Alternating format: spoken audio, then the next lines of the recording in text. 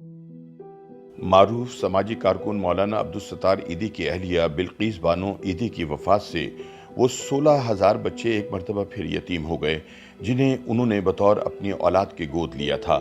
पाकिस्तान की मां कहलाने वाली बिल्किस बानो ने ईदी फाउंडेशन चलाने में अपने शौहर का शाना बशाना साथ दिया और अब्दुल सत्तार ईदी की मौत के बाद भी पूरी तरह फलाही कामों में मसरूफ रहीं। हालांकि इनकी सेहत इन्हें मजीद काम करने की इजाज़त नहीं देती थी।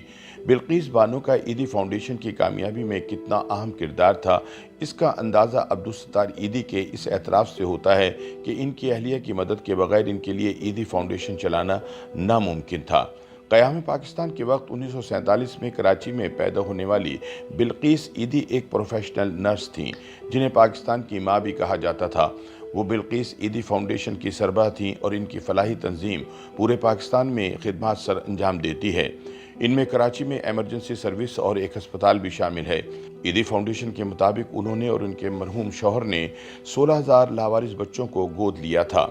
बताया जाता है कि बिल्किस ईदी की वालिदा राबिया तक़सीम हिंद के बाद 19 साल की उम्र में बेवा हो गई थीं।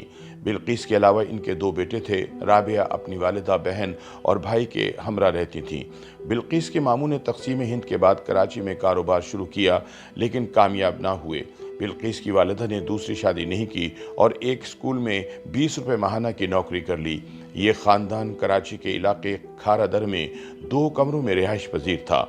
अब्दुल सत्तार ईदी की सवाने हयात में तहमीना दुरानी लिखती हैं कि बिल्किस को फिल्में देखने का शौक़ था और वो अपनी सहेलियों के हमरा दोपहर का शो देखती थी।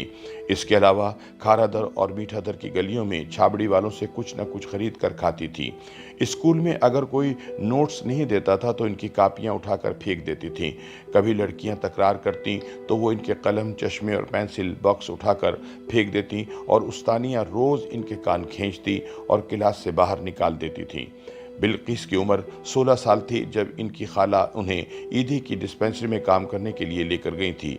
अपनी सवाने हयात में ईदी ने तहमीना दुरानी को बताया कि उन्होंने बिल्किस की खाला से सवाल किया था कि इस लड़की की उम्र तो छोटी है, क्या ये स्कूल नहीं जाती? तो खाला ने कहा था कि पूरे 16 साल की है, लेकिन इसको पढ़ने से रग़बत नहीं, ये बस काम करना चाहती है।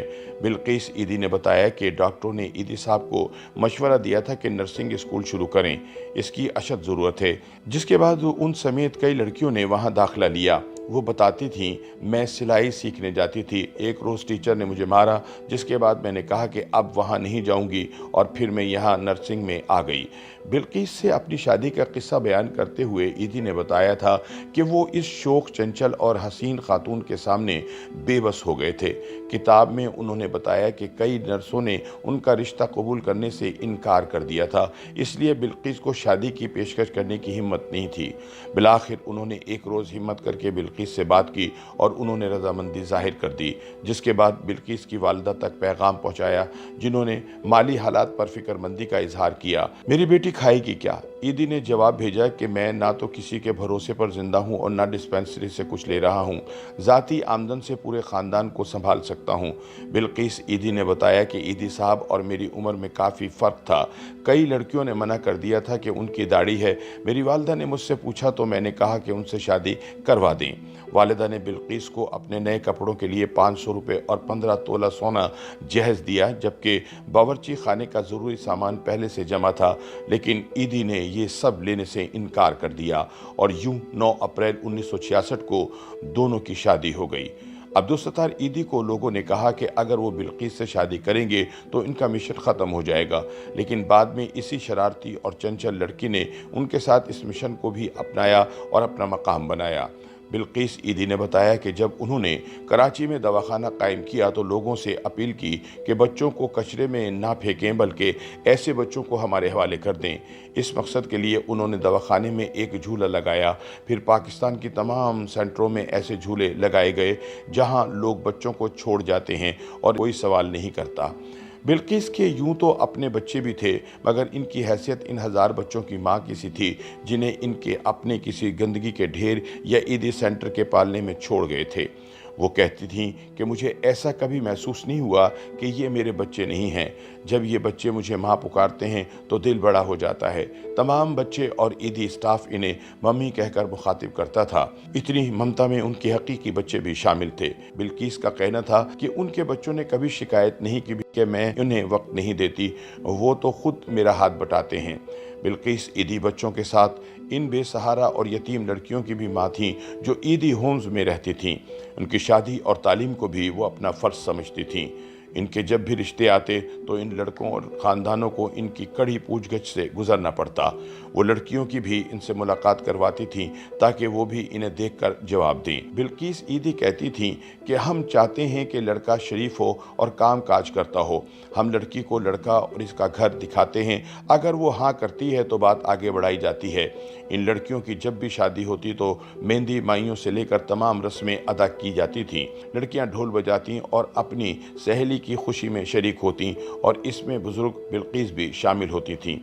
याद रहे कि अपनी वफ़ात तक बिल्किस इसी डिस्पेंसरी के कमरे में रहती थीं जहां वो काम सीखने आई थीं। 3 मंजिला इमारत में पहली मंजिल पर इंतज़ामी दफ्तर और मर्दों का दवाखाना है, दूसरी मंजिल पर मैटरनिटी होम और बिल्किस ईदी का कमरा, जबकि तीसरी मंजिल पर 5 साल तक की उम्र के बच्चों के कमरे, क्लासरूम और किचन है। बिल्किस ईदी को एक अरमान था अपने घर का। वो कहती थी कि उन्होंने बार बार ईदी को कहा कि अपना घर दिला दो जो 3 कमरों का हो, जहां गैलरी हो ताकि वो इसमें कपड़े धोकर सुखा सकें, लेकिन उन्होंने कभी मेरी बात नहीं मानी।